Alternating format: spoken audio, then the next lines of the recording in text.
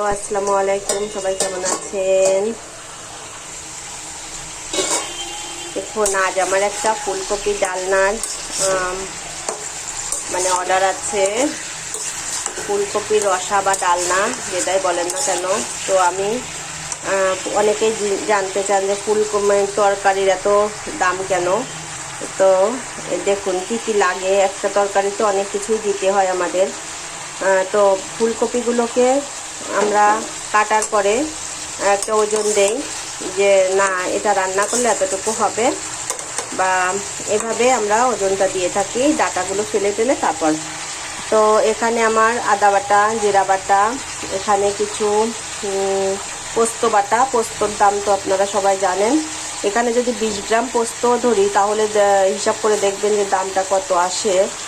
তো আরও কিছু মশলা আমি ইউজ করবো। এখানে আছে মরিচ গুঁড়া, ধনিয়া গুঁড়া, আর আমার নিজের হাতে তৈরি করা একটা মশলা। তো আমি এখানে আরও কিছু মশলা ইউজ করব, যেমন গরম মশলা বাটা ইউজ করব, আর একটা মশলা আরেকটা এই যে দেখুন এটাও ইউজ করব এখান থেকে।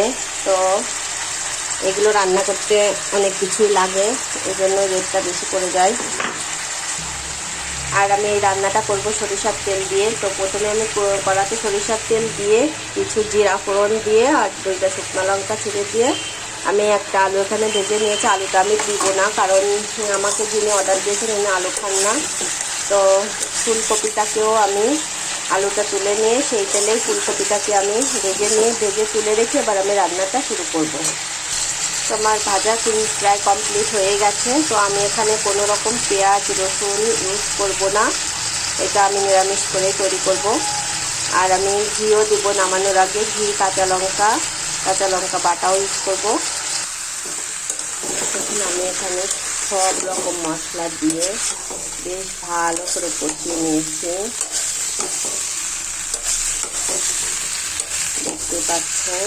এবার আমি পানিটা দিয়ে দেবো। আরও 2 মিনিট আমি কষাবো।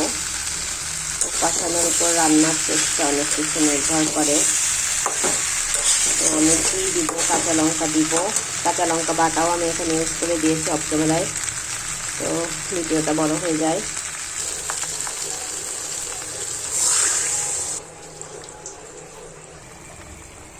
আচ্ছা, এই যে প্রত্যেকটা রান্নার একটা মশলা দেওয়ার একটা পরিমাণ আছে। তো আমার যে মশলা যতটুকু দিতে হবে আমি ততটুকুই পরিমাণে দিয়েছি। তো আমার ফুলকপির একটাই সমস্যা, সেটা হচ্ছে যে ডাঁটাগুলো শক্ত থাকে, ফুলগুলো আগে গলে যায়। তো আর এই জন্য আমার পানিটা একটু বেশি দিতে হয়েছে। পানিটাকে শুকিয়ে নেব।